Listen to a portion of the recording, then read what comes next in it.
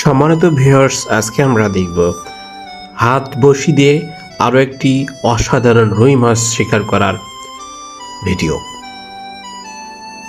দেখুন কিভাবে হাত বড়শি দিয়ে অসাধারণ একটি রুই মাছ শিকার করলেন প্রিয় ভাই।